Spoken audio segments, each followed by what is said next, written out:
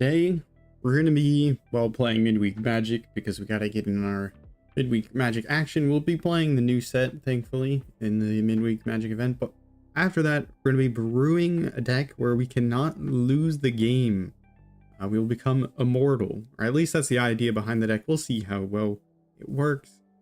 But yeah, before we hop into the gameplay, first I want to talk about our sponsor.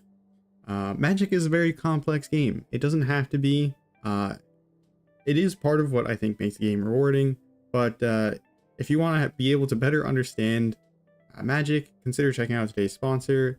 The Sorcerer's Field Guide from Ivory Tower Games is a book for beginners and experienced players to help you get into Magic, improve your game, and have more seamless game nights. The book covers from the basics of Magic to more complex topics such as how the stack and priority works, and much more. The book is very thorough. I would describe it as a one-stop shop for learning Magic, answering your questions, getting better at the game. If you're new to Magic, if you're tired of asking that one guy at the card shop about the rules, if you're getting a friend or family member into Magic, consider picking up the book using my link below. And yeah, let's hop into the Midweek Magic. I heard that one of these, I saw something online saying that one of these options was not very good. Like if you pick, I think it was the mill one, it was like snail, I don't know what it was, but I don't think it had much threat to it. So we're going to choose Abzan and tokens. That seems pretty synergistic. I believe that gives us a set of cards to play with. And time to face off. Why do I always play Midweek Magic? I've never, or like for a while there, I played Arena for years without playing Midweek Magic, but the reason I've kind of started playing it more was they added the achievements, and so it was more worthwhile, but also there are some like decent rewards, and I kind of enjoy how you kind of forces you into getting better, or like it stimulates your mind in terms of brewing, and it's got a little bit more low powered gameplay, which I think can be fun sometimes. All right, we have Elspeth Stormslayer. I have a deck brewed up with this card. This Planeswalker feels pretty darn strong. Not particularly shocking that it's strong, but we'll play down Earth Carver. Sacrifice another creature, put a counter on. I do really like the Abzan aesthetic in terms of like the different clans from Tarkir. I think the Abzan one might be one of my favorites. Opponent endures 1, uses to put a counter. We have an Omen.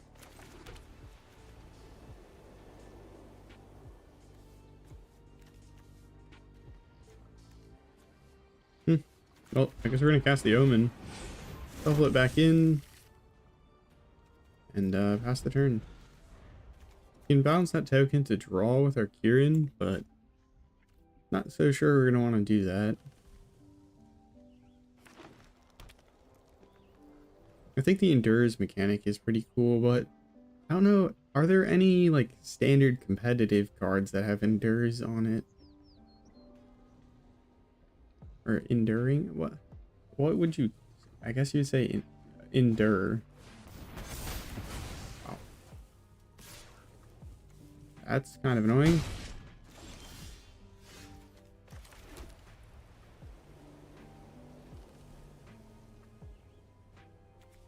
Okay, I think I'm gonna do something a little silly. I'm gonna block and then bounce it to my hand with the Kieran. I'll draw a card. We'll see if it works out. But Sun Pearl Kieran is like a card from Tarkir that I think is good enough to see standard play, or it interacts favorably with all the decks that want to bounce stuff, and it has the advantage of being that it flies and it has flash. For damage, we're gonna go ahead and bounce the token to our hand because it's just gonna die anyways, and that should allow us to draw a card.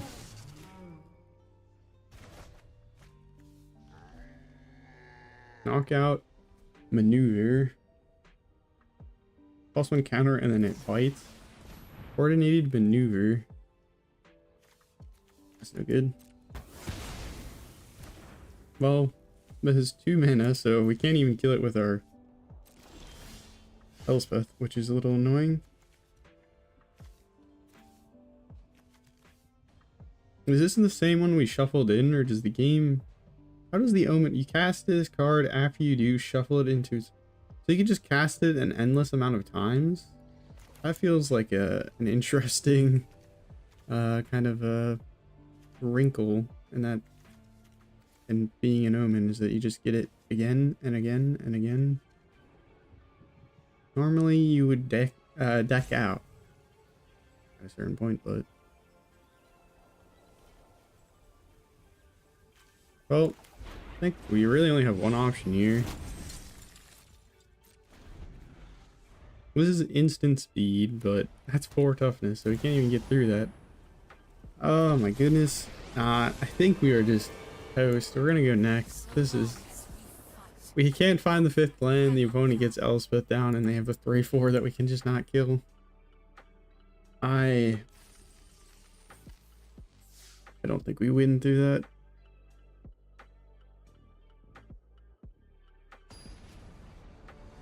But yeah, in terms of the clans from Tarkir, if I had to pick...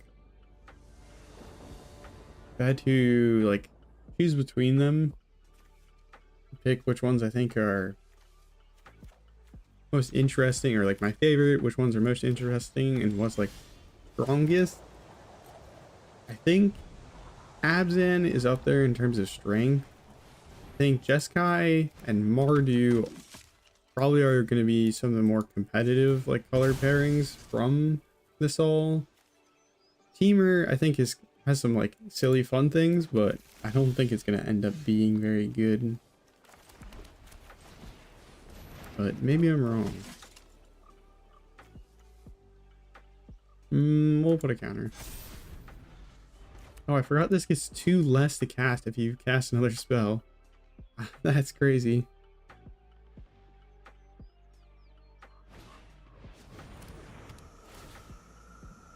So this just tutors up a land and puts it into your hand. Okay.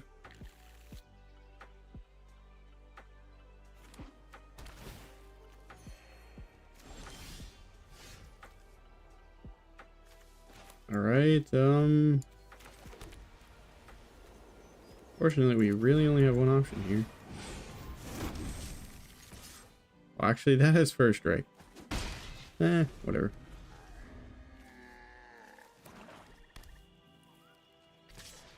Rally the Monastery does not feel very good in a deck that has so many high cost cards. I feel like they could have given us a few cheaper spells.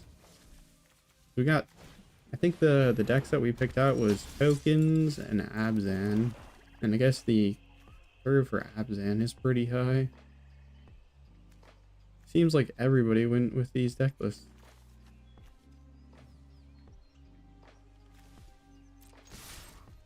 Alright, we swing.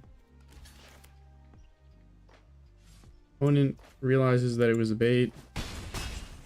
We can just go ahead and play our own Dragonpack Lancer? I don't know.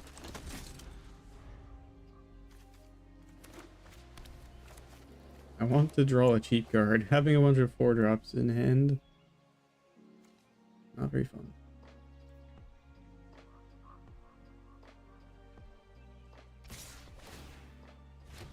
Okay. I could have a combat trick that gives first strike, but if they do, that's probably fine.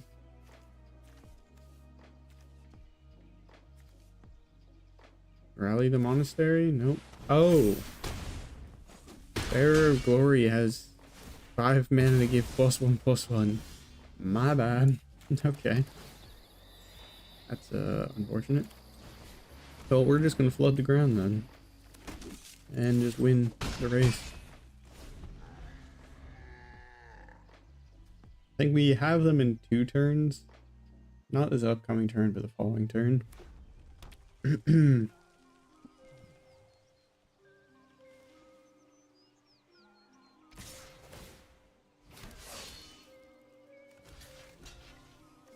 Don't get fooled. They have the pump. We could have forced them to use it, which would have been maybe worth it, but...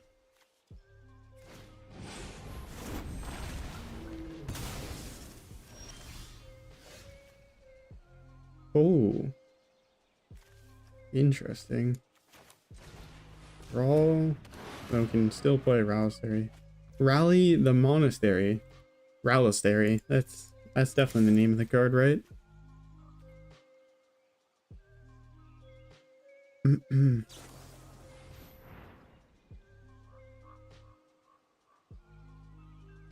Why? Why did they make a card that gets discounted? I hate it.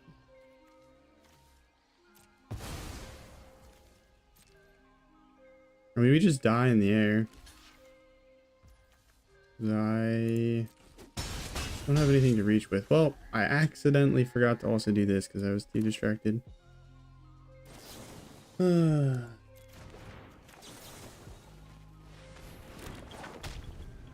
We're dead. Does the opponent see the line?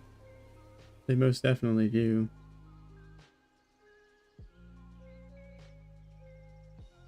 Come on, opponent. Are you gonna punt? No. Okay, well. Oh.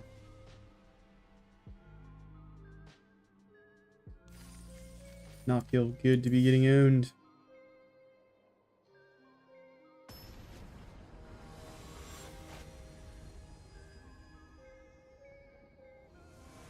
Besides making the deck where we become immortal, well, I have quite a few decks that I put together yesterday that we can try out and see how they do on the ladder. Thank you, Turd Gobbler. I try. I've lost the first 2 games of this midweek Magic. Kind of brutal. Usually they go pretty smooth for me, but this week, I guess not so.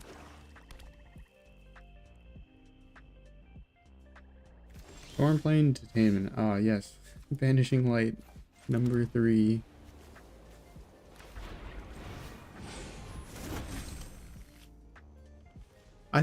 Originally I heard someone saying that like the Omen cards, once you shuffle them in, the next time you draw them, you can only cast them for a dragon side, but you haven't tried. Tonight's is jump in, so it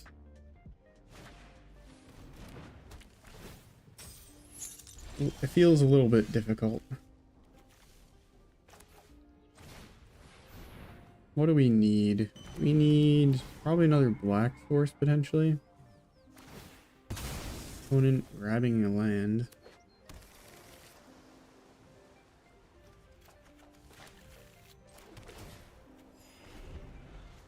Yeah, the Omen, the fact that it shuffles, I'm just kind of a little bit shocked that they would.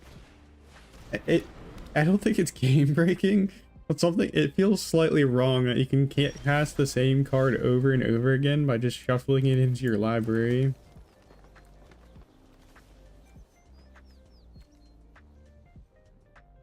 Whenever a creature you control with a counter on it deals... Huh. Well, we don't have any counters. Not gonna be very helpful. Could stop their ramping. This doesn't really do anything if we don't have cheap creature in the graveyard, but honestly, I'm most tempted to play it. I could activate this. Greatest toughness. Okay, that's not very useful. We'll just do this and give it counters. That way our Tomb Guard can start drawing us cards. The opponent does have 2 mana open.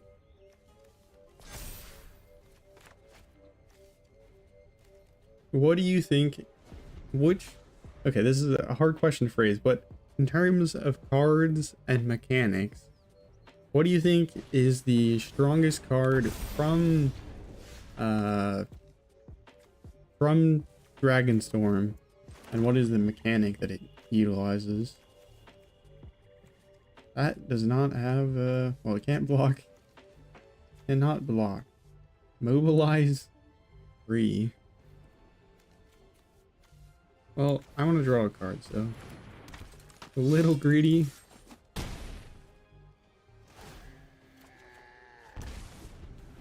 I played a land.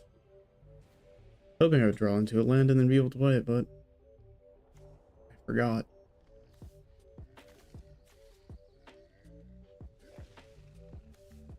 You do have the detainment, so if any big dragons come out that we're scared of, we can deal with them.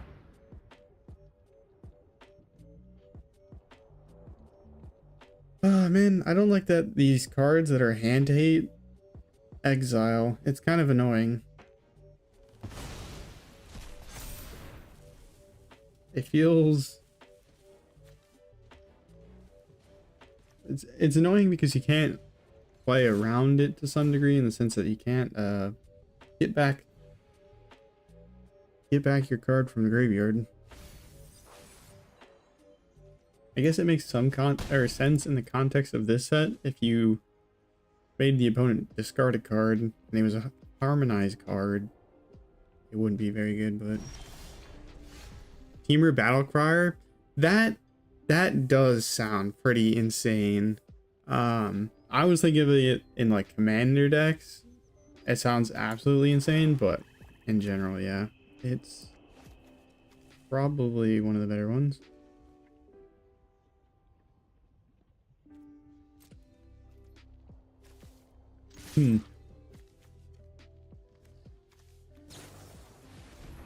Fresh start.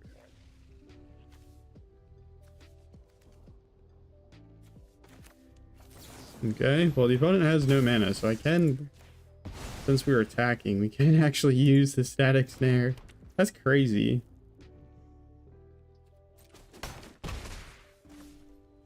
Whoops, I should have played the pack beats. It'll probably be fine. I thought it was an instant. It's an enchantment.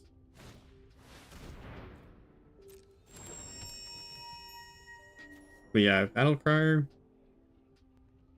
Ooh. Doppelgang with Battlecrier. That does sound pretty gross in the right situation.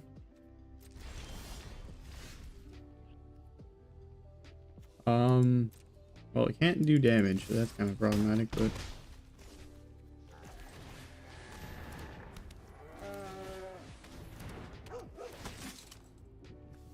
put a counter on it so we can potentially draw some cards.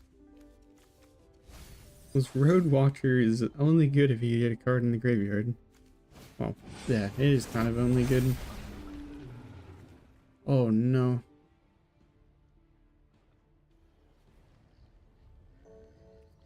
Opponent, I don't think you want to bounce the static snare, but maybe I'm wrong.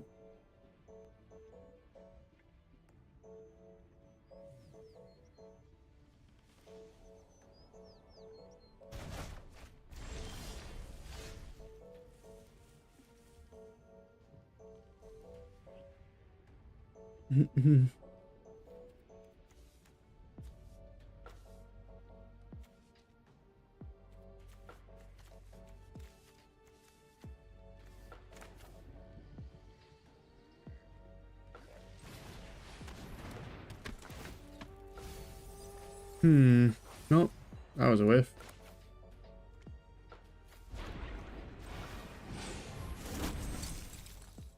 It's not looking good. I can't win. Like, genuinely. It feels really disgusting and limited. I feel like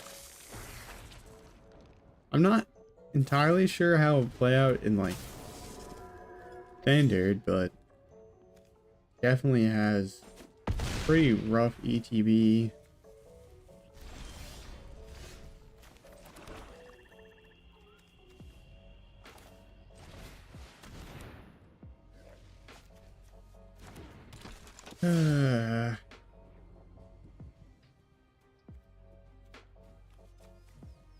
Alright, opponent. Stop me if you can. The hold slash bouncing dragon enchantments can be game changing with changelings. Haven't tried it yet. Yeah, that is one thing. It was like, for instance, Mox Jasper. If you're playing like a changeling commander deck, seems absolutely crazy. Am I dead?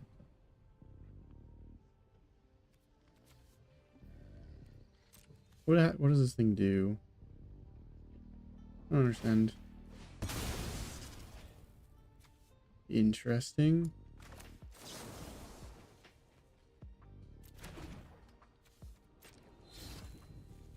Well,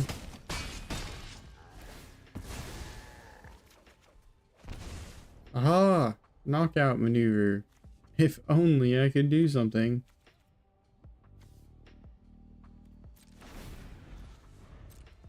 I'm not going to die in the air yet, but I don't think I'm going to be able to win on the ground.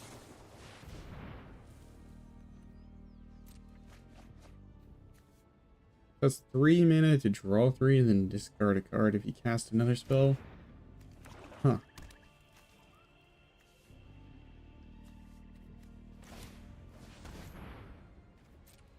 That is annoying because that gives them a blocker and I need them to stop being able to do things.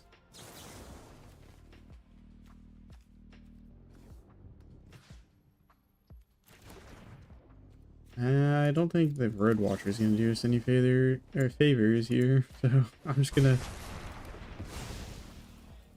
kill a creature and top deck the land. No. No, no, no, no. They're just dead. Oh, come on.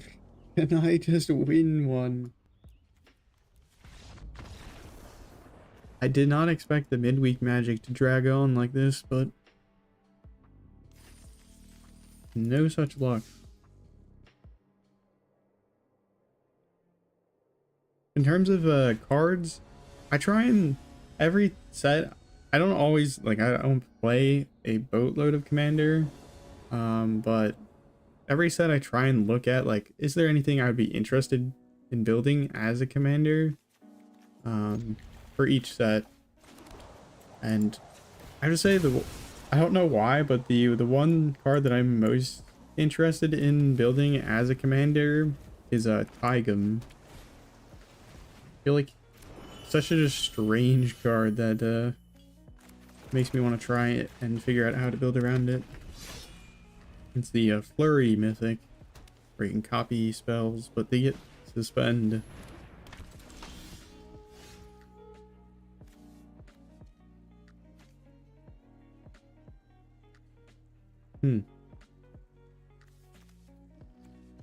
Tigum, I think it's like Master Opportunist. Oh, I'm not gonna be blocking anyways, so I swing in. Let me see if I can pull it up on.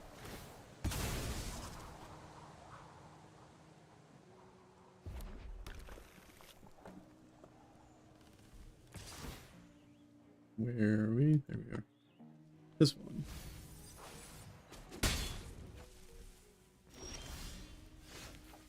Okay. That has vigilance. Oh my goodness. Kind of annoying, really.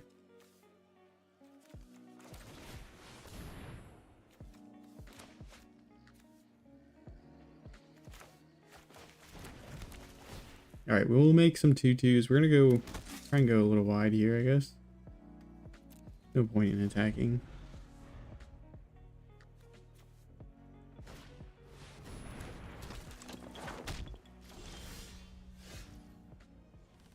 With the time counters, there are a limited number of cards that can interact with the time counters. Some of the cards.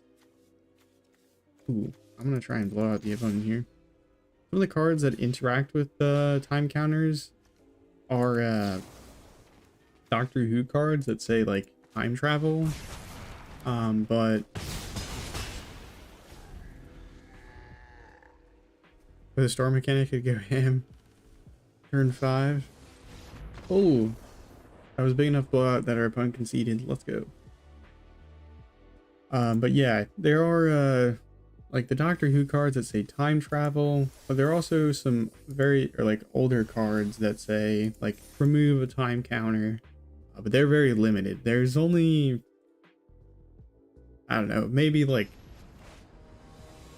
10, 15 like actual playable cards that I think manipulate time counters, but that might be even a bit of an exaggeration.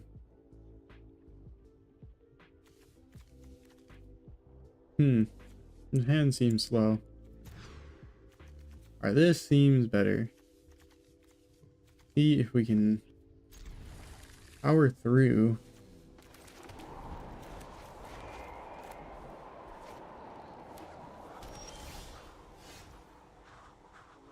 I mistake the standard. Gotta go from work. Well, yeah, thank you for hanging out.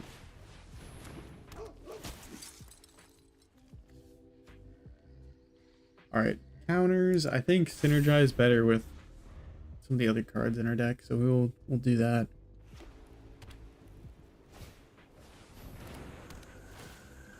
One has Aether Spark sleeve. Kind of cool. I don't know. I am easily entertained, so having an animated sleeve entertains me here. Opponent Mardu. A little bit of a slow start with Mardu Monument. Huh. Okay.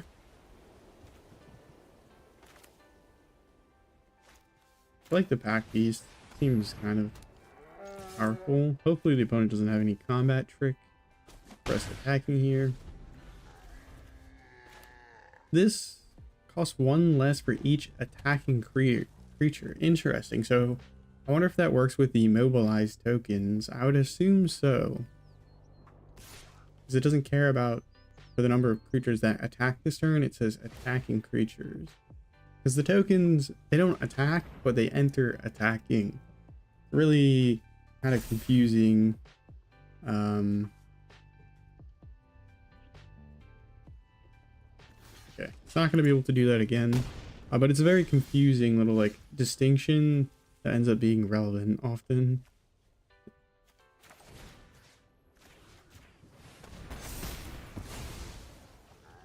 Right, we will get rid of their blockers so that we can go crazy with the pack beast. No. How could you? Artifact or creature?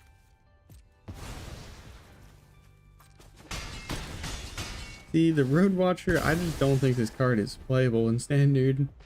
Or just like that playable. Cards don't go to the graveyard, they go to exile. Come on now. Zergo. That's scary. I think we will have to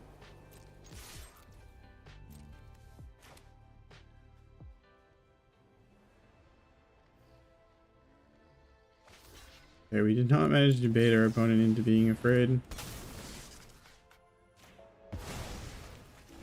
Should have played that after I attacked. It was a bit of a misplay. No. No. Okay, this is 2 drops. They can't do anything about it yet, but they're gonna make 2 tokens, which is also kind of problematic. Why is Elspeth so strong? Crazy.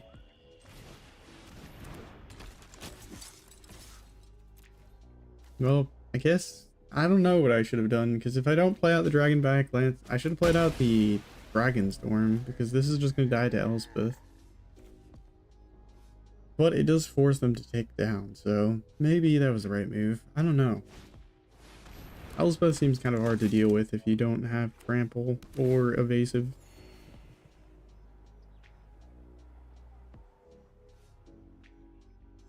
Opponent has both a Lancer and the Elspeth. +1 counter and flying. No. Oh, we are so done. I mean, let's play it out for a little bit of experience in terms of what the heck does playing into Elspeth look like. But I do not think we can win in the slightest.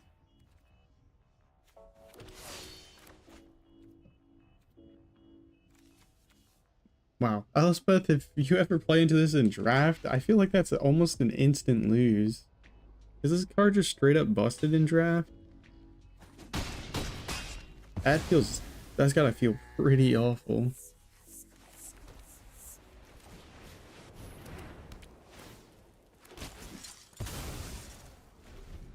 I keep using my Serum Snare kind of early and then I end up regretting it because there's something bigger. It's a problem. Though, honestly, I kind of wish this hit Planeswalkers as well because keep getting folded by Elspeth.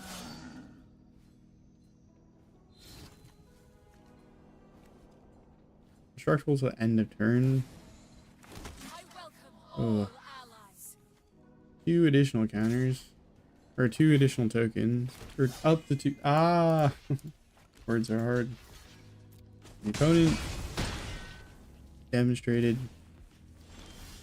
This is pretty much lost. Yeah, the opponent just gives them +1 counters, attacks in, and we die. Alright. That is win 1. Or we only have 1 win and we played like 4 or 5 games of this. That is brutal.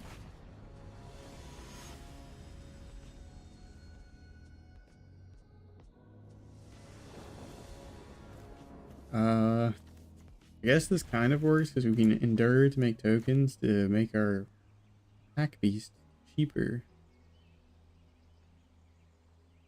That is a funky looking camel. Got, is that feathers or scales? I think that's scales.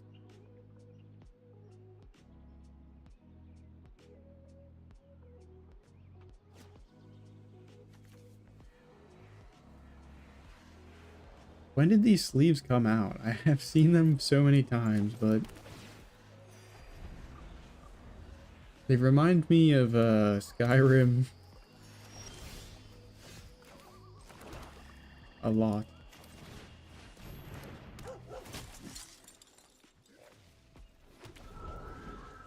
They're like, particularly, what is the trying to think of, what's it called?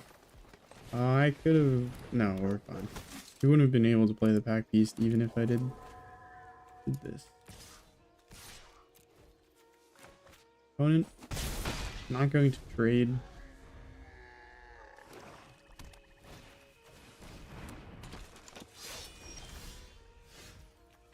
Alright.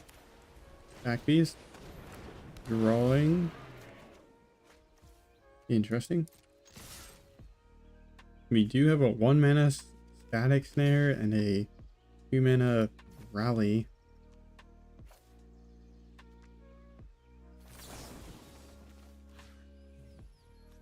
We will rally.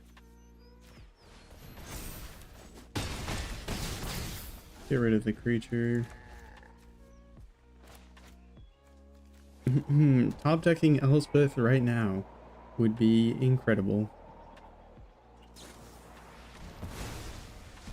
Alright. Cost the opponent 3 mana. They actually had the appropriate mana colors, I think.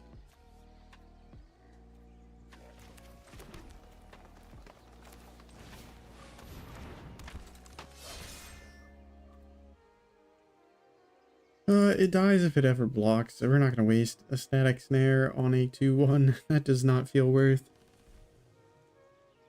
We've learned over all the games we've played that is really bad.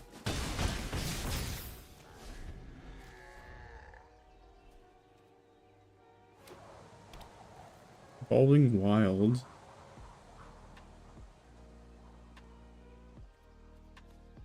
Three cards in hand. Oh no. Another land is not good.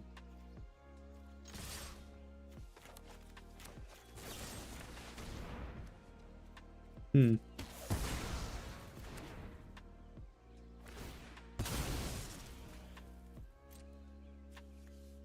have to say the set symbol, whoops, the set symbol for Tarkir Dragonstorm is pretty good. It's a very random thing to think about, but I feel like in terms of set symbols, there's been some kind of funky ones. I feel like in the past year or so, and this feels pretty cool.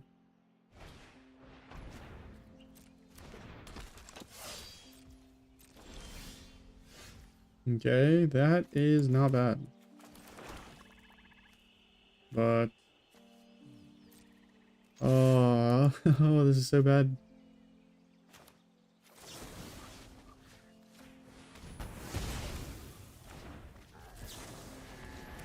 I like that Static Snare can also be used on the offense though. But we are completely gassed out, so if the opponent sticks like one big creature, we are doomed. And they can endure 3, make a 3/3. Oh, perfect.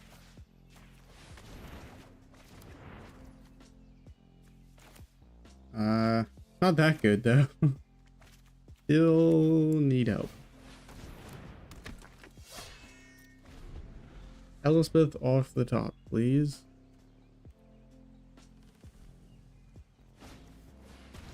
So if I was going to try and win off of Elspeth, top decking Elspeth, I should probably have played the Fortress Guard and endured 1. We have as many creatures as possible.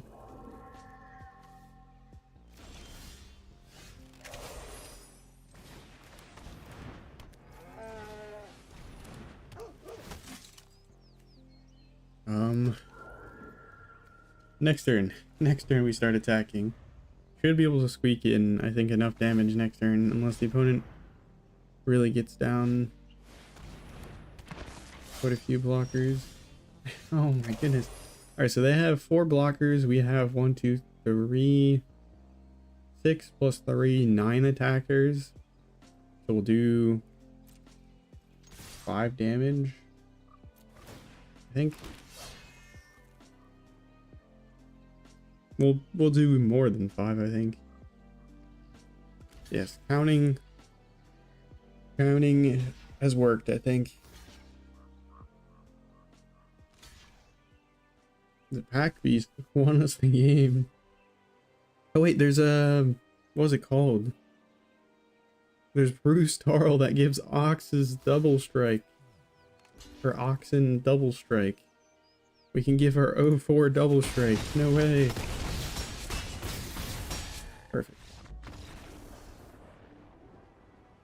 Alright. One more win, please. Can we get there? Ooh, Calitamio is a fun card. Free rare. We collected a free rare. Let's go. That made all that losing a bit more worthwhile.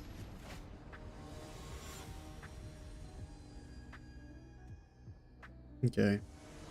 Can we finish strong here? Or finish our midweek magic strong, rather. Osseous Exhale. Or Osseous Exhale. 5 damage to target attacking or blocking creature. If a dragon was beheld, you gain 2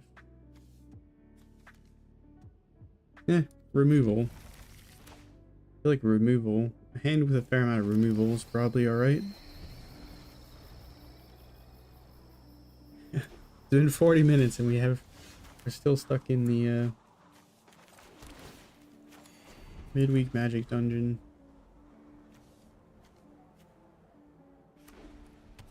Another Mardu. I guess Mardu was the way to go, because I feel like that's all we've seen.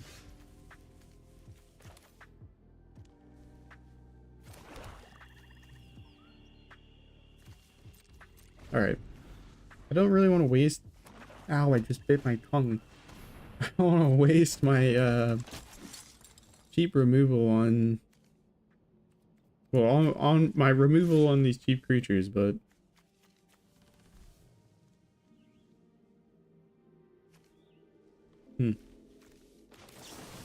We'll get rid of this, at least. We have no dragons. We are dragonless. Oh my goodness, and then we just drew a dragon. That's not fair. Yeah, we'll give this a try. See if we can hit good. Oh, we did. We were able to mill over creatures. We'll grab the highest mana value one. It has menace, so that means if we get counters on it, thanks to this dragon, we can oh, it's a big creature with menace, and hopefully that means we get to swing through. We can remove their creature. We cannot remove their creature. Correction. My bad.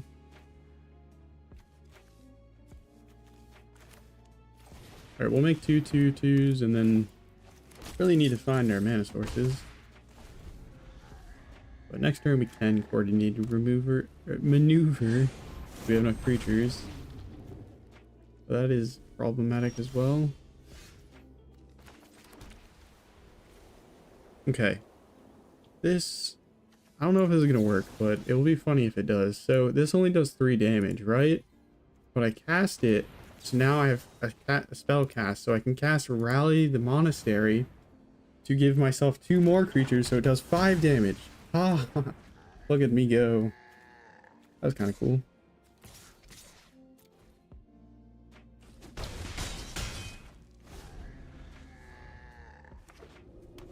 Somebody drop a like if you thought that was cool. Oh my goodness, that was it's those little things that are kind of fun. Sure. Swing in. We're not afraid. This is a non-creature spell, so we do get our prowess triggers. Get rid of the 2/1 that can pump their entire board. Swing for a bunch. We are so close. We can taste the victory. Let's go. All right. Now we get to move on to standard, where the real prize is at. What do we get? Okay, a card style or a common. Unfortunate. Okay, so I have some decks that I made. We'll probably get into those in due time, but here we are. It is time to brew. Do I have enough mythics? Oh gosh, I forgot to check. Well, hopefully I have a copy of this card. I don't. All right, well, we're gonna only play with 3 copies of it. But Perenation, it's a 6 mana sorcery. Return targeted permanent card from your graveyard to the battlefield with a hexproof counter and an indestructible counter on it. What are we going to be returning? Herald of the Eternal Dawn. Now, Herald of the Eternal Dawn says you can't lose the game, your opponents can't win the game. So, mash these 2 together. You put Herald of the Eternal Dawn in your graveyard. You return it with Perenation. It gets hexproof and indestructible, and you can't lose the game. So that is the combo that we're going to try and go after. How are we going to make it happen? That is a very good question. Probably going to want a Collector's Vault to draw this card. Probably going to want some other payoffs. What other big creatures do we want to reanimate?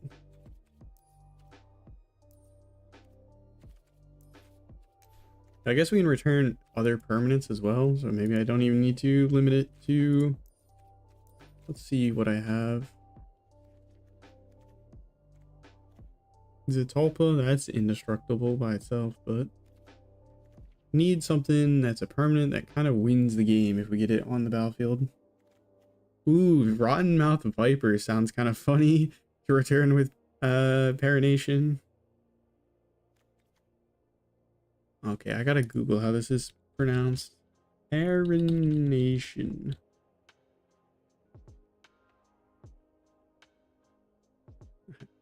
I will figure out how to pronounce this. Well,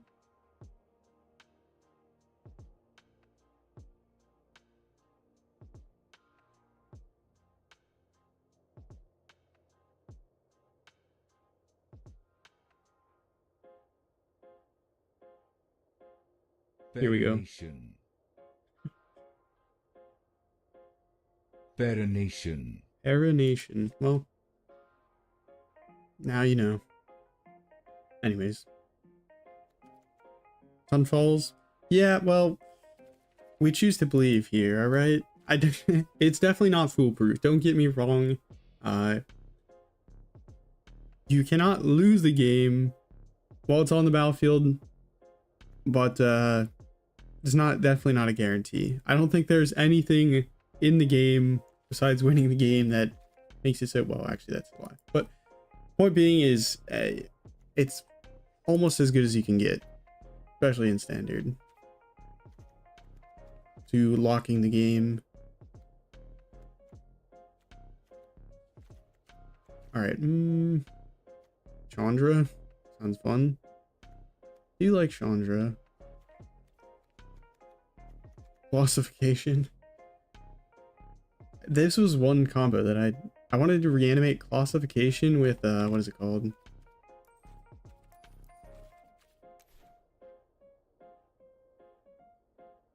So if you return classification, which gives a creature +20/+20 with one last job, and you also return a creature at the same time, you can have that enchantment equipped to your creature immediately, and so you end up with this 20/20.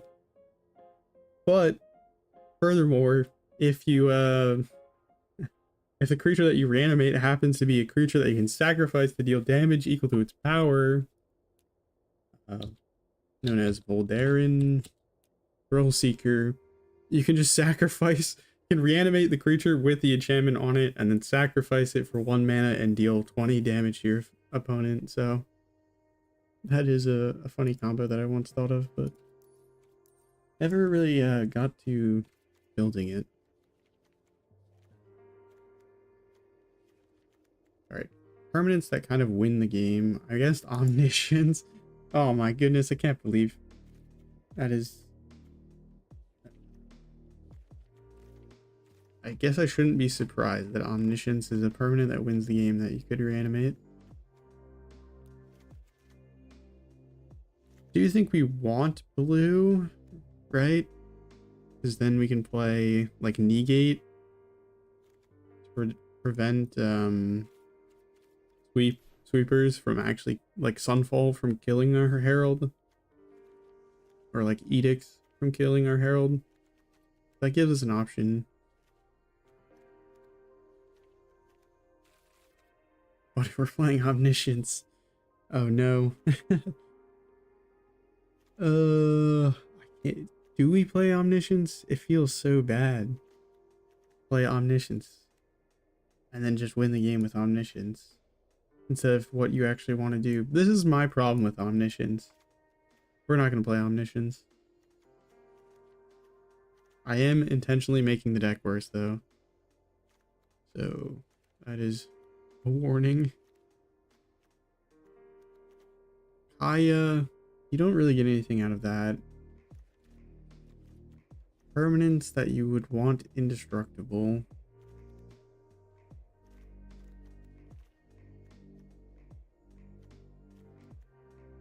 I mean, Atraxa's not bad. Progenitus already has protection, but now it's indestructible. That'd be kind of funny. But you can't reanimate Progenitus. I forgot about that for a second. Ugin doesn't really synergize with the plan though. Okay, well, what is the next best then? Kroxa and Kunaros is pretty fun. It's also a big life linking body, so if it's hexproof and indestructible, you know what, we'll put Kroxa and Kunaros in. And then maybe one other. Is that enough cards to target to reanimate? Alta. Then we can put our big things down as well. Alright. Payoffs have been chosen. Now we actually have to build the deck. So we want to ramp and draw discard. Collector's Vault does both of those. We also want to not die. We're going to be playing in Abzan colors. I don't know if we really need to even splash red for Crocs and Kunaros because we're going to get treasures from the vault. So, well, we're going to need more discard effects. We do... I wish there was a way to sort by cards that force you to discard, or like you also discard, but well, there definitely is, but it's just I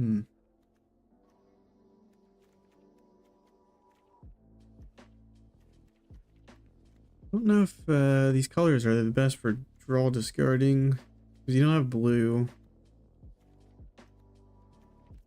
I guess that's a... Oh, a split skin doll. That's a good one.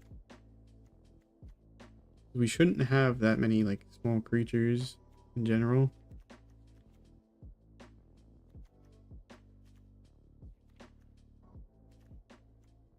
And then I guess we can play a copy or two of the Great Door. That probably should be enough for draw discard effects. That's a total of 10. Now we need to protection, removal, interaction, whatever you want. Whatever we need here. I think Tear Asunder could be nice. It's pretty universal. We don't need a ton of copies, but a way to get rid of their graveyard hate could be relevant. You have Get Lost as another like thing that can blow up creatures, enchantments, and planeswalkers. Go for the throat, maybe. I mean, we're not reinventing the wheel here, but I don't know if that's what we need to do here.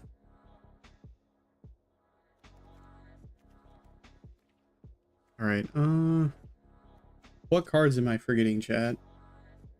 What should I add to the deck? Obviously, I have to do the land base, but we have draw discard in Split Skin, Collector's Vault, and the Great Door. There's some interaction removal, Get Lost, Go for the Throat, Tear Asunder. Then we have our payoffs, and well, I guess we should probably play some redundant reanimation spells. So if we don't draw into Terranation, we have an option. So Zondify is probably the best one. And then tempted to go down and Get Lost. We go down and Go for the Throat, or this, what is this card called? Don't know if this is a good idea, but we could go down for Harvester of Misery because we can discard it and then later on reanimate it. And just having a 5/5 Menace indestructible could be kind of nice. Access some removal. Whoops.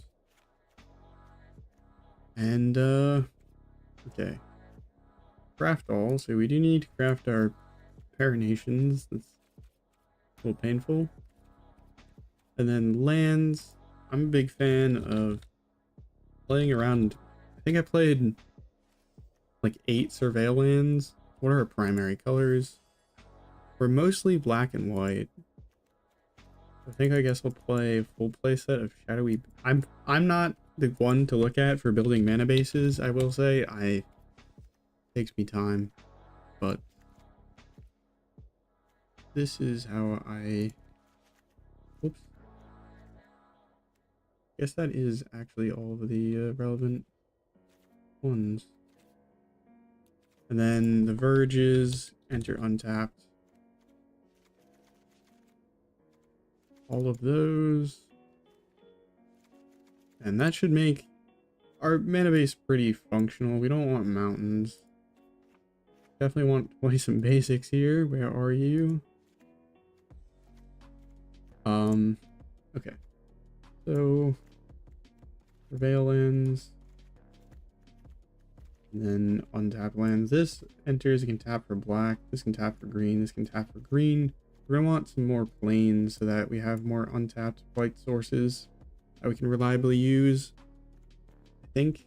And then most important step, giving a name. Very big brain, no die. That's the plan. Can we make it happen? Time to find out.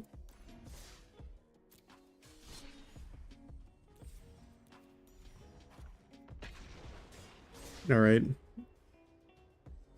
Can we win the first one? Can we assemble? How easy is this combo going to be to assemble? That is a very good question. And do we need to swap out some of our kind of like backup reanimation threats?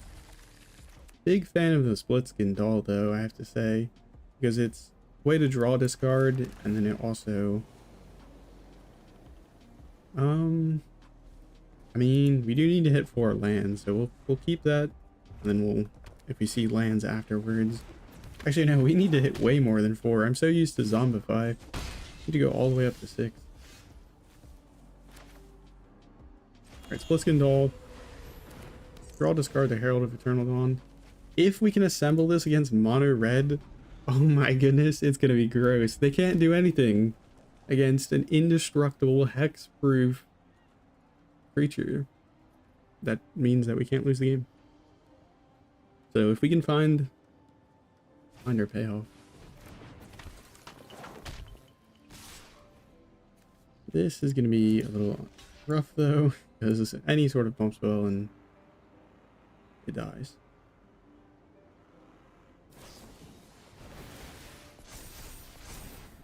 Yeah, it's one of the few ones that actually give trample. So, fortunate for our opponent there. I think we want to keep that on top. If we need to, we can just zombify the Herald of Eternal Dawn. The opponent probably won't end up exiling it, so it does buy us some time.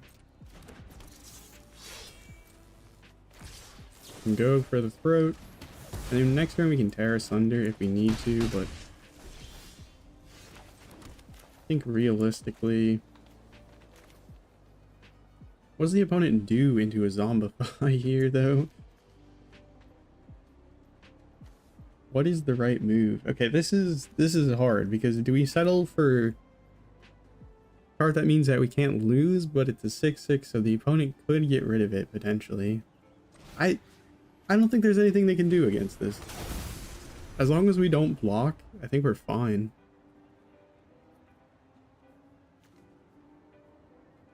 It is Platinum Angel on steroids, because it has flash. And I think its stats are better. Isn't Platinum Angel? Hold on, let me... Yeah, Platinum Angel is a 4/4 for 7 with mostly the same text, except it doesn't have flash. It is all colorless mana though, so there is that upside. The opponent would need a Witchstalker's Frenzy into like a Lightning Strike or a double Lightning Strike. It's going to be very hard for them to remove. Okay, that's got to go, because that could get big enough to actually do it.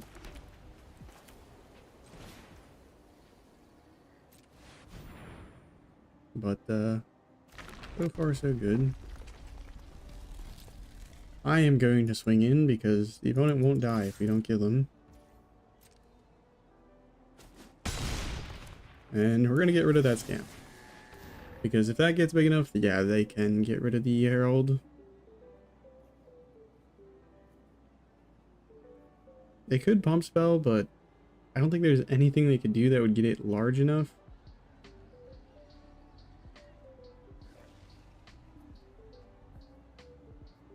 Opponent. Felonious Rage, okay. Combat Trick means they're going to get a token when it dies, but 3 damage. We can go into the negatives, we don't mind. Though, hopefully they don't ever find any removal. We'll probably activate the Great Door to see if we can find something useful. A little bit more useful than Tear Asunder, but I think activating the Great Door is pretty low opportunity cost. Gets rid of the Heartfire Hero, which is interesting.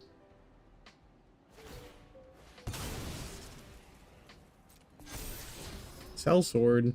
No. That's scary. They've milled it though. Down to 1. Okay. A tapped Surveil Land is not very good. Icewing. And hold up removal, I think. Sure, I could cast removal now, but if the opponent goes to use one of those Palisel swords, if we remove the creature out from under, I think we can't lose.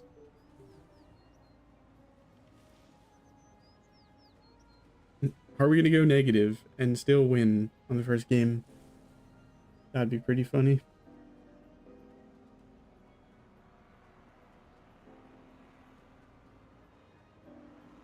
Opponent is thinking, which is scary when the red player starts to think. They only have 2 lands, so I do feel a little bit bad for them, but hey, you picked to play a deck that has like 21 lands in it.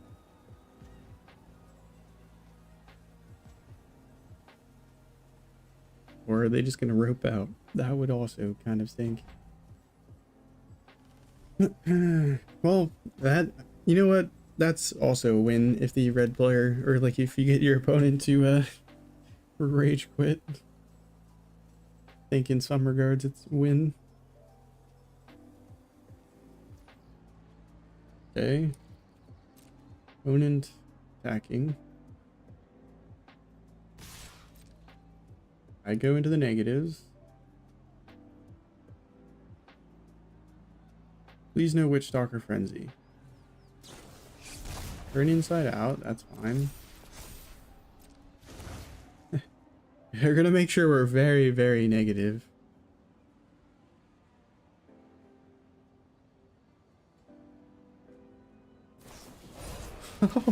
Wow, the opponent came ready with the combat tricks, but the turn 4 Herald of the Eternal Dawn might just mean that we don't die. Negative 15, I don't feel a thing.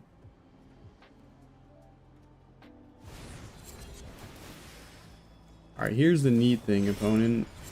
That's not gonna happen. Haha.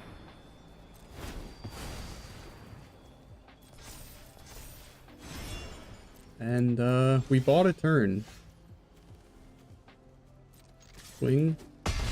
We could play out the split skin doll, but we don't really get anything from it, so we'll just hold on to it and then draw discard it if we need to. I think, yep, there we go. We actually just turned forward the Herald of the Eternal Dawn and stomped on red.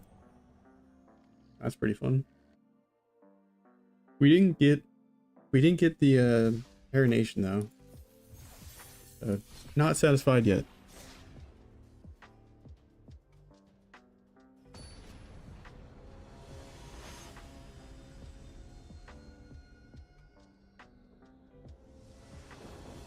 Okay. Iga Japan. Ooh, this hand does not seem particularly great, but we'll try it out.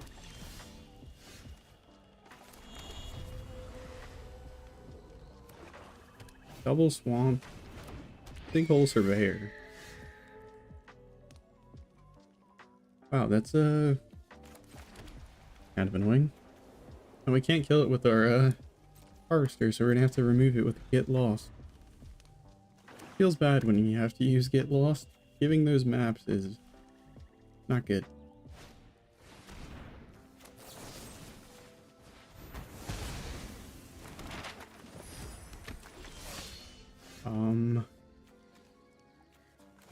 I will play this. We'll give them a turn with the Avenger of the Fallen before we get rid of it, perhaps. And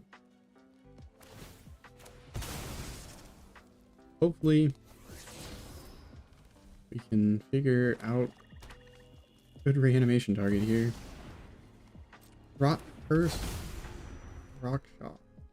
Rakshasa.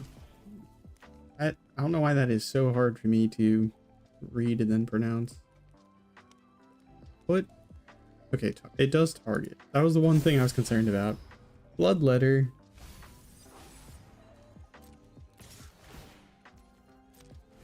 Oh, they got to put even more creatures in their graveyard. Alright, put Crocs and Kunaris in the graveyard because we can't cast it with the current hand. That is a lot of damage we are looking at here. A little draw discarding. Air Asunder is not helpful. Get rid of the Portico. Raw discard. That's not particularly helpful either. I'll get rid of the Harvester of Misery. And Bloodletter. No. We have to get rid of that. Looks like the opponent is on mono black demons with the new 2-drop mythic. We did that. Ah, we did that at the wrong time. We should have done that after the trigger resolved. Notice that they got 3 because we killed that and put it in the graveyard. Oy oy. That was a boneheaded move by me. Alright, go for the throat. I couldn't really ask for a better answer here, honestly. Zombify. Actually, also quite good. Get rid of Terror Thunder, I guess.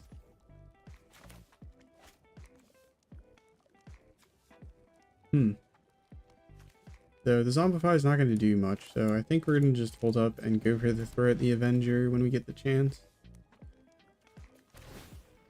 Alright, the opponent is going to try and crack a map on it, so get extra value out of holding our removal to their turn.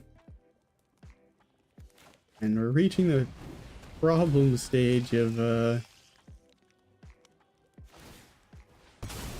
playing a deck that strictly has draw discard as your kind of card filtering / card advantage. We only have 3 cards in hand. We can draw discard that and put the graveyard, but I think the opponent's going to have removal for it. But we have actually a better option. Get Croxan Kunaros. And then when Croxan Kunaros enters or attacks, we can exile cards from graveyard. So we don't need Splitskin Doll. Do we care about Harvester of Misery in our graveyard? We'll keep it, I guess. We'll get rid of it, actually. We're getting rid of creatures so the opponent doesn't get as much value. We exile those, we can return another creature, and would you look at that? Our creature gives us the ability to not lose the game. And we make it happen, though. I've always loved Croxan Kunaros ever since it was printed. I remember playing this with Breach the Multiverse, and then since you mill a bunch of cards with Breach the Multiverse, you can easily use Crox's ability. And if you get a creature that gives you haste as well, ooh, it gets pretty silly. Okay. I got rid of all my creatures. Oops. Well, I go up 6, so... Do I play the land? I don't think I play the land. I don't have anything to target, unfortunately, so the opponent has to kill my Herald first. And then we can give it Hexproof and Indestructible. But Croxan Kunaros... I feel like I've been missing out not playing this card. I felt pretty good.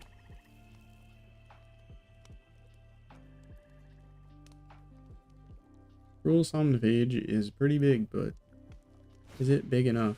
Flag Feast. Down it goes. Still have 13, so... Oh, I think we might be able to get there. The opponent... do they play any edicts? That is the real question.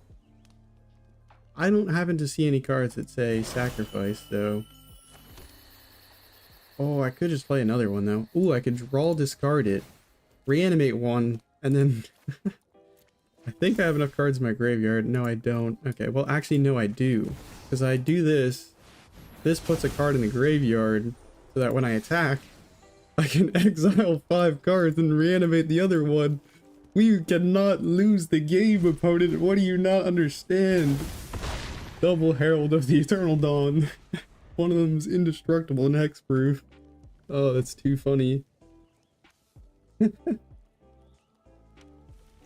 Your Winter Night stories and Fleshcrafter mean nothing to me. Each other creature you control becomes a copy of that creature. Target non-legendary creature you control. So they can't copy our heralds. And it's only until end of turn, so it wouldn't have mattered in this particular situation. This is a really cool effect. I wonder how you can break the renew, but one thing I immediately thought of is just copy or like turn all your creatures into Rot Priest and then just cast one spell to target. But I don't think that's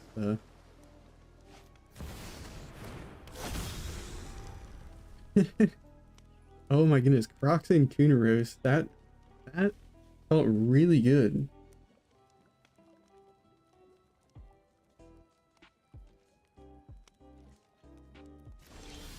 Galta, just to no opponent, we didn't get to play the dino.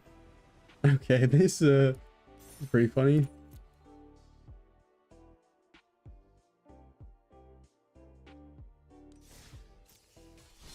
How many more games of this should we play, or do you think we should switch to some of the other decks I was brewing?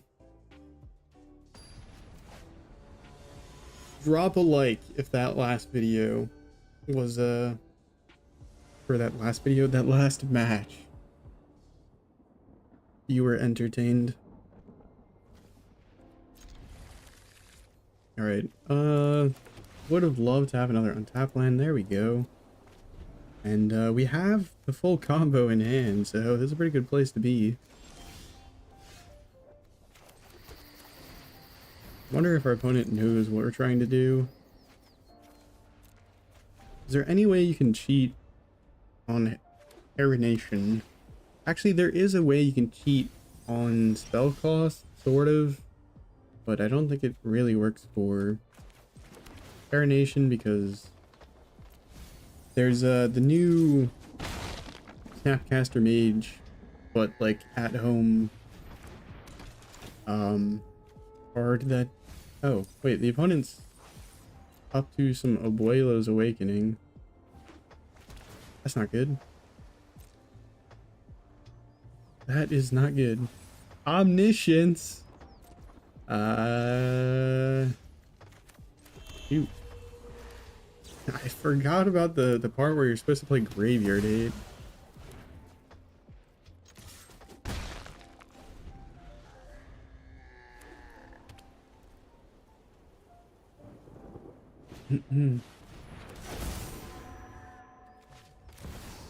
No, they have one in hand. That is crazy. Oh.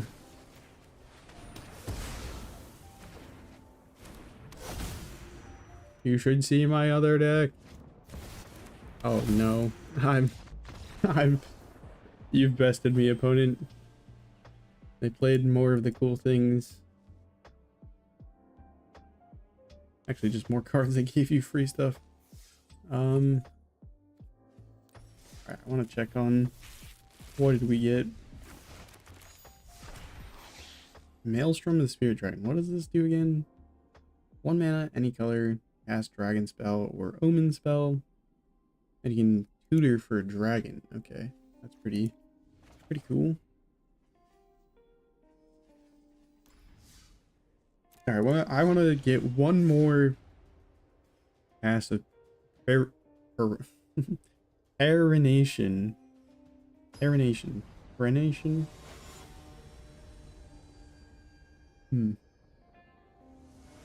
Before we move on to anything else. Hand's not great, but I have Zombify and a card that I would want to Zombify. And maybe it'll work out. Bliskin Doll off the top. pretty good. If we put away the Zombify, the opponent knows what we're up to. It looks like the opponent's probably on Jeskai Oculus, if I had to guess. I really don't need the Zombify though. I'm not keeping it. I don't need it. Cross memory.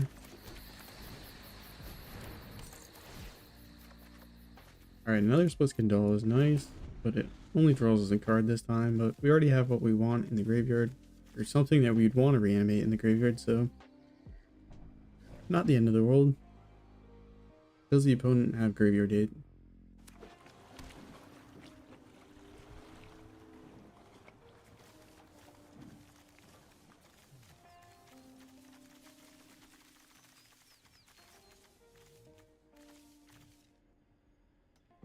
Opponent. Recommissioning the Fear of Missing Out. There goes Oculus into the graveyard. So we're probably going to hold on Go for the Throat. Hold on to our Go for the Throat. I don't think I need another land in this particular moment. And you know what? We're just gonna hold up a removal because the opponent's probably going to reanimate the Oculus next turn.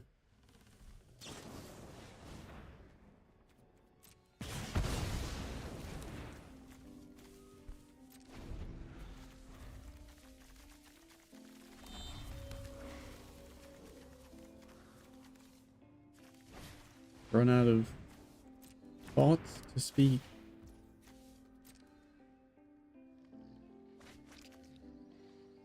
Alright, Fear of Missing Out. They've completed Delirium, so it was another reason why I was thinking about holding up removals, because that can hit for a lot of damage.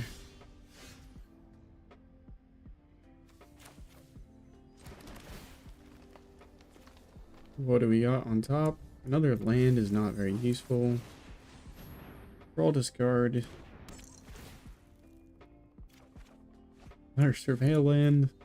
Wow, that surveilled away 4 lands. Or sorry, 3 lands.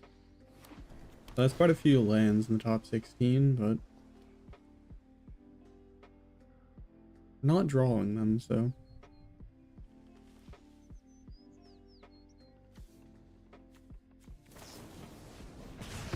Down goes the Splitskin Doll.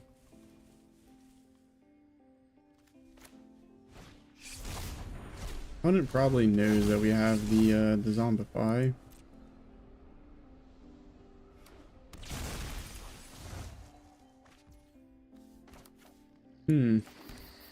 Alright. I get rid of your Oculus, I guess. I could have waited until their turn, which may have had some merit. But, yeah, I probably should wait until attacks to remove it. Look, I am still rusty. This is why I should have waited. Opponent proceeds to demonstrate why. I'm sorry. Forgive me. Now, they reanimate it, give it haste, and they still get to connect. We're going to take 6 when I could have taken 0. They would have had the Oculus regardless, but I got damage dealt to me that I shouldn't have had. Alright, we will try and learn from our mistakes and not repeat that same pattern and wait till their turn to remove it.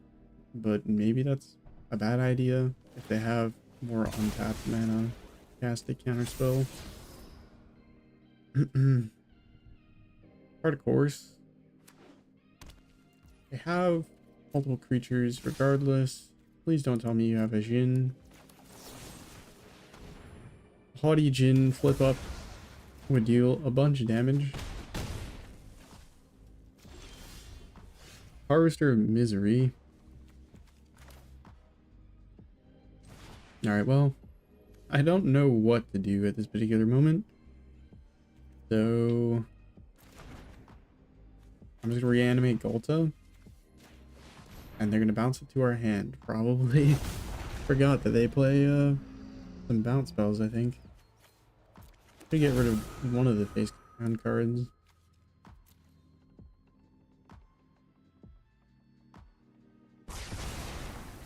All right, it was a get lost. I'm holding onto the swamp because actually I should probably just play it. If we draw into Parination, we need 6 mana to cast it, but generally after that, we should probably hold on to any lands that we draw so that we can draw, discard them. It was a Steam Core Scholar. That's scary. They cast this before they go to attacks, but they didn't discard anything useful, so a little bit confused, but okay, well, that was unfortunate.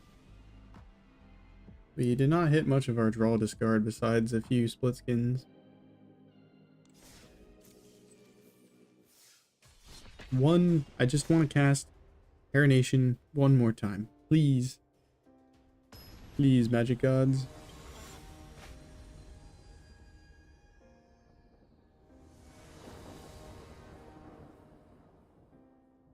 Okay. We have Herald, we have draw discard, and our mana is okay.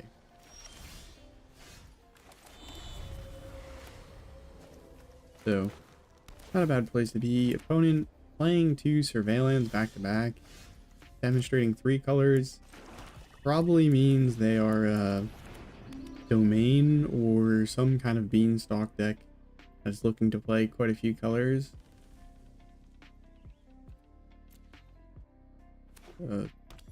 Fabled Passage. It'll be interesting to see what they get with the Fabled Passage, because if they get... No, they do have a bunch of different colors. Kind of annoying, but we should be fine. So they could be playing Sunfall. It just hit me. Opponent is playing the deck that plays Sunfall. No. To some degree, Sunfall has moved out of favor for cheaper sweepers to try and combat the red decks, but still a scary prospect.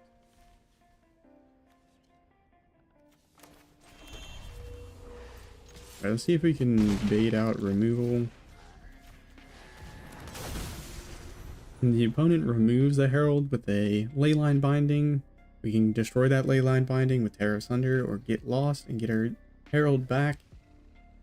If they kill it, we can get it back with Parination eventually. Ooh, they're gonna have to discard something big. We need to do 6 damage to get rid of our Angel. Those are really cool boots.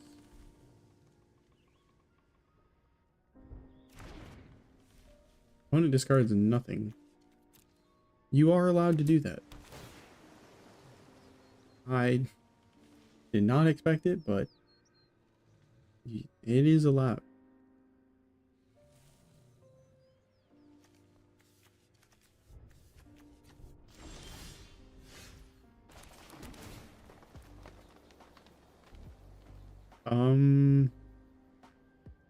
Backup?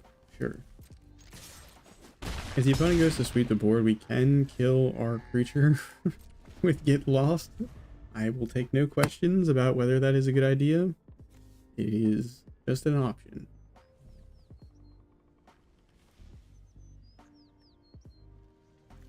They don't have a second white source, so they can't cast a sweeper.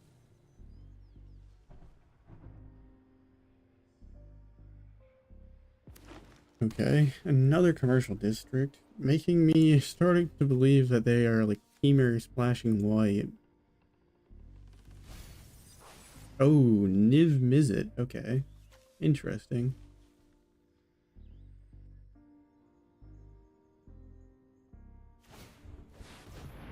Doppelgang, eh? No.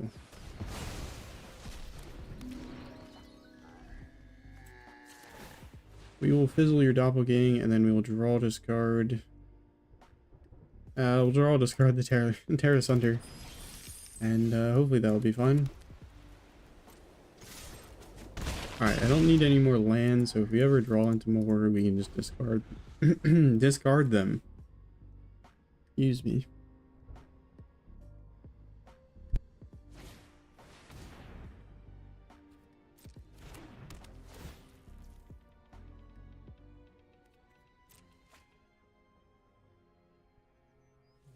Okay. They finally find their black source, so they have reached all 5 colors.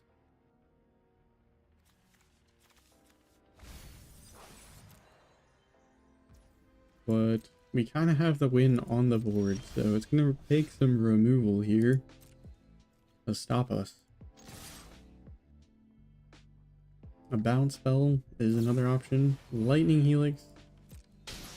You are still going to die to the Herald. Ah, man.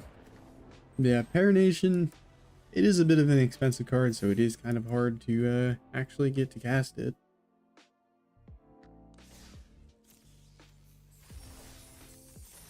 Alright. We will play like one other deck before we call it for the stream. I want to showcase this. This deck, it feels, I don't know. It's basically Orzhov Pixie, but shifted into Abzan, so you can play Revival of the Ancestors, and then you just play all the removal cards that are permanent. So you have Momentum Breaker, Nowhere to Run, Witch's Vanity. Witch's Vanity is pretty cool because it also creates a food token and Wicked Roll token. When you make the Wicked Roll token or play it, you get the Opportunistic Scavenger trigger. But why is the food token relevant? Well, it's relevant because you have Sun Pearl Kirin. When it enters, you can return up to 1 target non-land permanent you control to its owner's hand. If it is token, draw a card. So if you return that food token for basically no cost, this is 2 mana, 2/1 flash flyer that draws you a card.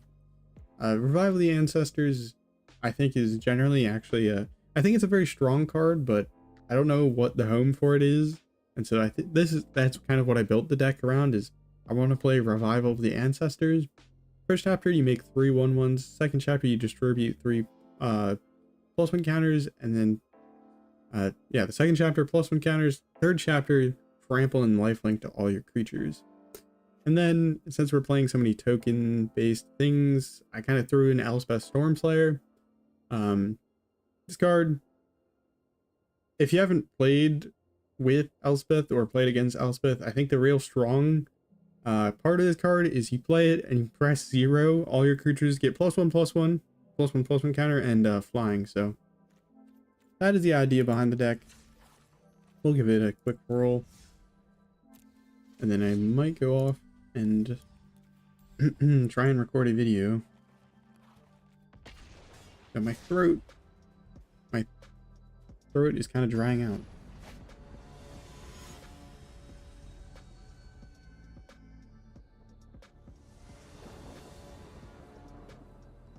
Okay. Seems like a pretty good hand. We're also playing Novice Inspector because I found this deck. It's kind of a tempo deck, so you want to have cards that you can play turn 1, and this is turn 1 card that makes a token so they can get value out of your Kirin. And it's also a good token. It's a card draw. Card draw later on. Okay.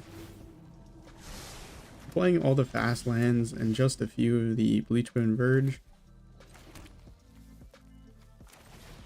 Play the Scavengers.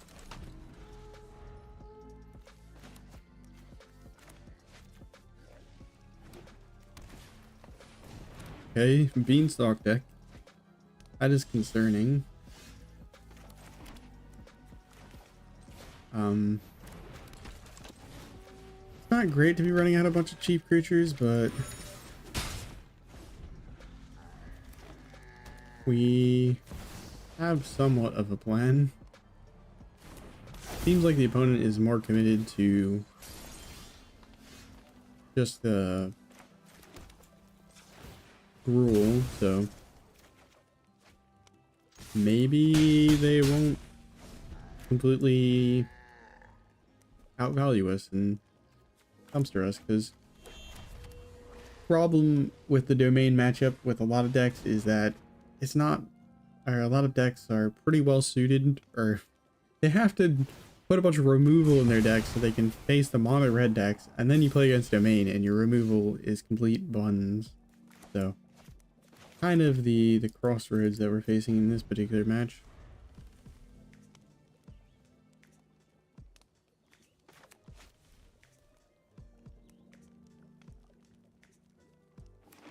Opponent is a Dragonback Assault deck. That was not what I was expecting.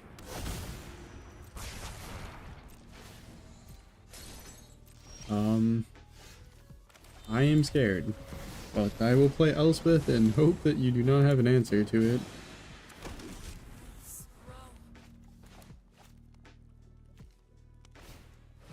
Deep Harvest. Shooters up a land, they make a 4/4 dragon, I think. Ooh. Oh no. Okay. Well, yeah, this is pretty unplayable.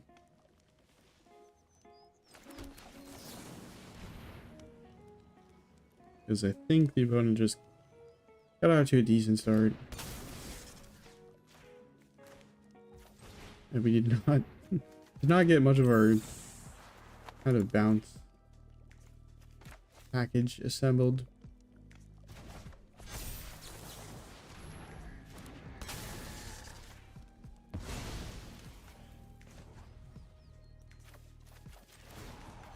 I have to get rid of the Overlord, otherwise they keep getting more landfall triggers, but we're just toast. No point in playing this one out. Opponent has the Dragonback Assault, and they're just going to keep making 4/4s that I don't think we have any way of dealing with.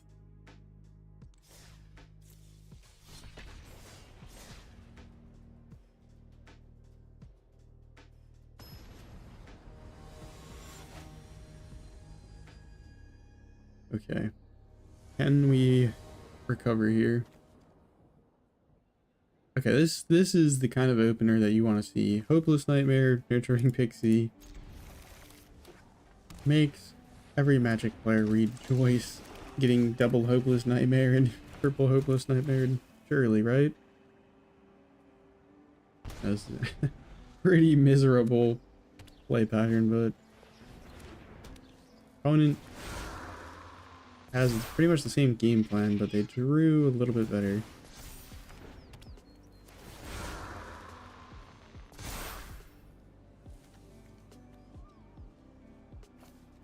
I think we have to get rid of Elspeth here. Just a little bit too expensive. Make ourselves a food. And get rid of the card that's giving them all their counters.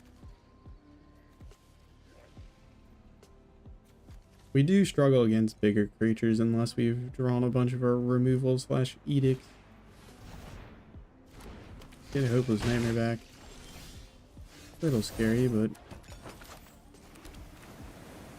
grab back our Witch's Vanity and play it again. And bye-bye Fear.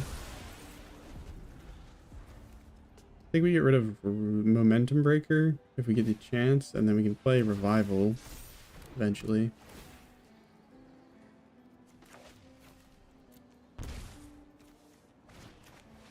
Nurturing Pixie, no.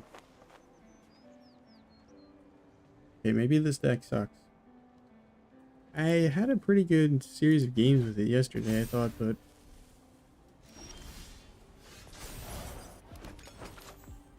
yeah, I went 3-2 yesterday, but now I'm currently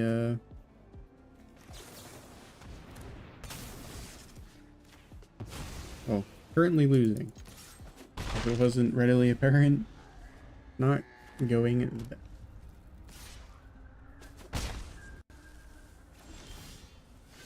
Alright, huge. We managed to.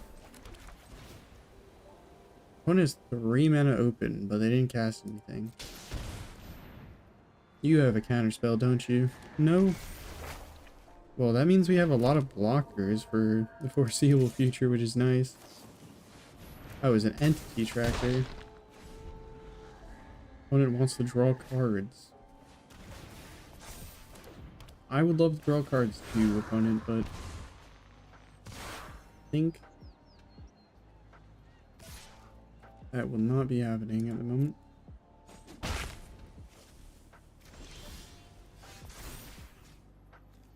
I'll put a counter on my flyer. I could put all the counters on my flyer, but I have to be a little bit careful. Put 2 counters on one of our tokens so that I can block the tracker. I think the plan is to try and crack our Hopeless Nightmare, maybe? So, I decided we're attacking in, so... This town ain't big enough. That does stink.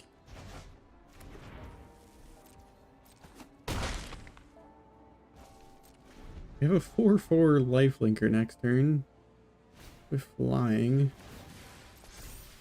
But the entity tracker is probably going to run away with the game.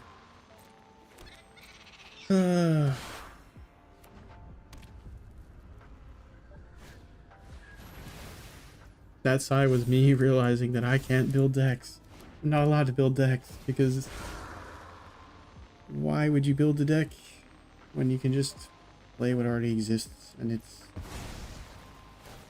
been played a dozen times, so you know it works. Frustration. There's a sigh of frustration.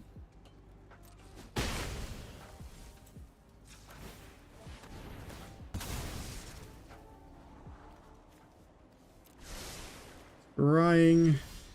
And we scry away 2 lands, yet we still find a land on top. Cool.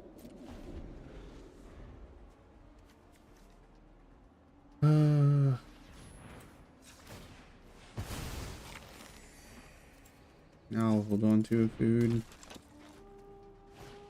Doubt it will matter, but...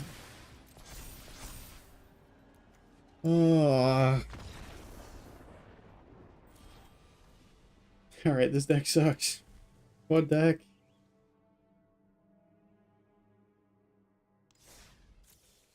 I mean, it's probably still too hasty to say whether it actually sucks, but we're currently negative over the course of 7 matches, so that is definitely not a good sign.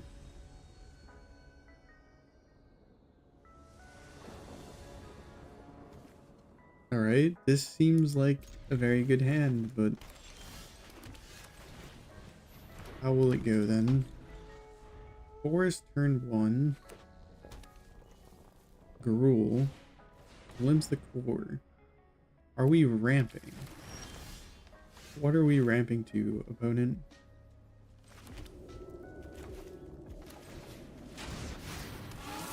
Alright, well, we'll make you discard a card and put a counter on our creature.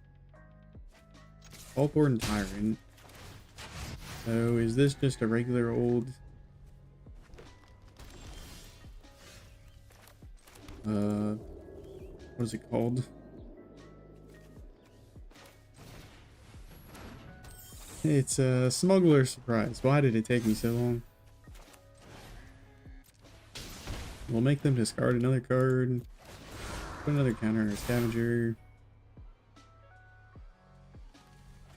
Discard another Volborn. We're speeding, yay. We don't really have any speed payoffs, so probably not going to be relevant. Yikes, that's pretty big.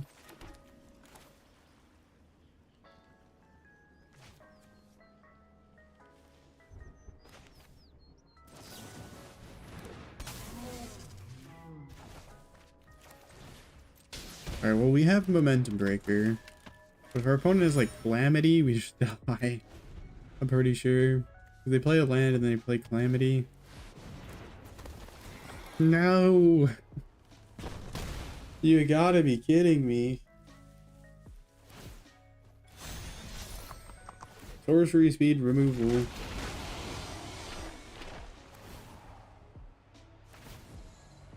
They could have just sent it all face and we would have died, but...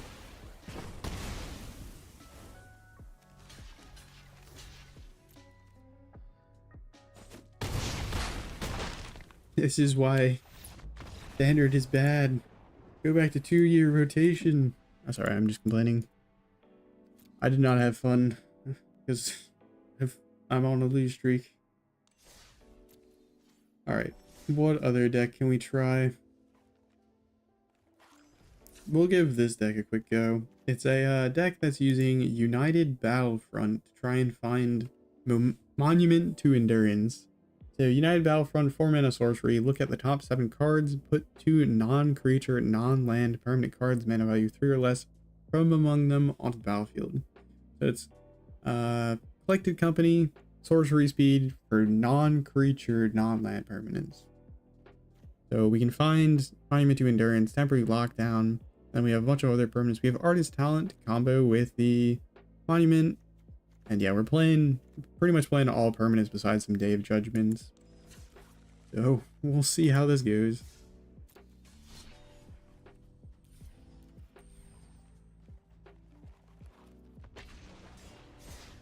Obviously, some good other ways to play United Battlefront is in like a Caretaker's Talent deck. You can reliably find your Caretaker's Talent. And then Simulacrum Synthesizer decks also seem like they would work very well with United Battlefront, so you can find your 3 mana artifacts to put them onto the battlefield to trigger your Simulacrum Synthesizer. Ghost Vacuum into Scoop. Okay, well, that's pretty funny. The turn 1 Ghost Vacuum Insta Concede.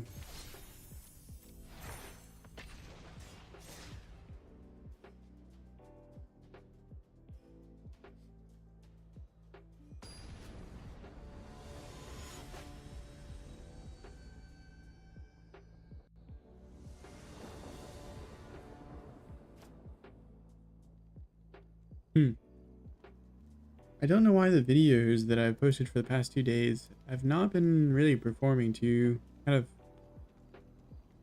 what I was hoping for. Maybe it's just because I haven't posted in a while. Maybe I could have done a better job titling and thumbnailing. I don't know. Just got to get better, or just got to get back into doing it, I think. Opponent mono white. Maybe this is the Caretaker's Talent deck. Probably not. This is probably mono white Ugin, maybe?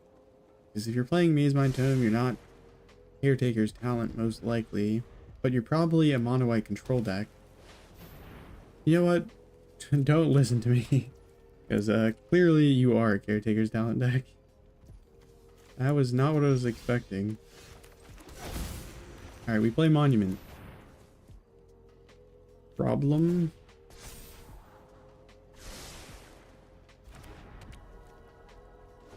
We have Fomori Vault, so we can draw and discard with that, but we need to find more lands.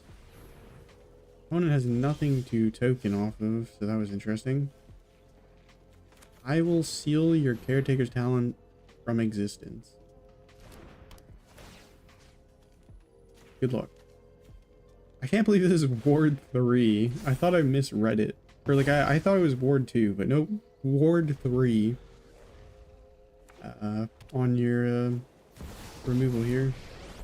Oh no. We have Ossification. We're okay. Another Fomori Vault. Pretty handy. We have a basic, so our Ossification works. We're 2 colors, so we can kind of get away with playing Ossification. We have the Soul Blades. We'll probably just play out a Soul Blades to I'm surprised the opponent used it for scrying as much. They could have drawn some cards with it and just held on to it a little bit, but perhaps you have enough Caretaker's Talent that you don't care.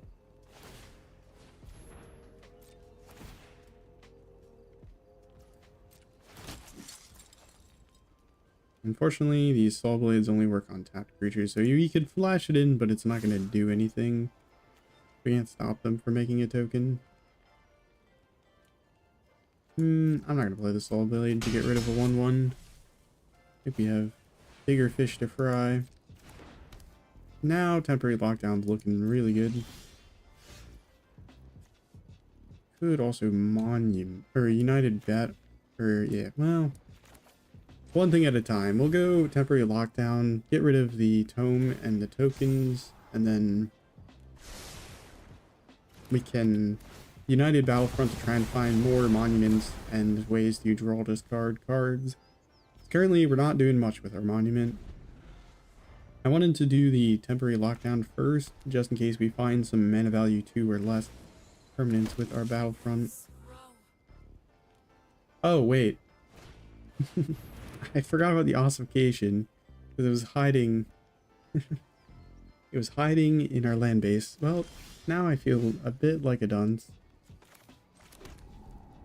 But, here. Surely we find ossification. We find seal from... we do. We do actually find ossification. But we're gonna grab seal from existence instead. And get rid of the... Yeah, we gotta get rid of Elspeth. Seems a little bit too problematic otherwise. We gain 2 life from our clay fire bricks. These are nice because... Oh no.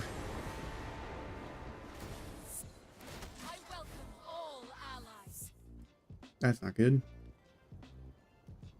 We can discard with Fomori's Vault to trigger the monument. We're not under a ton of pressure, but we don't like the opponent getting their like card engines underneath them.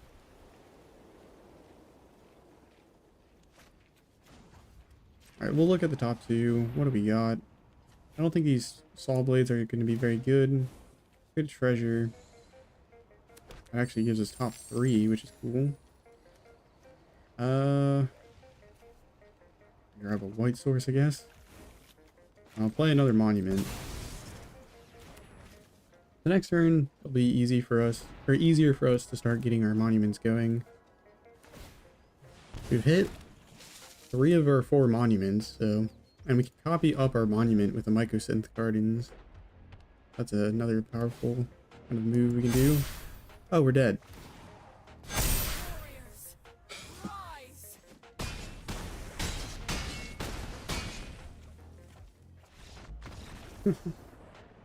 Oh.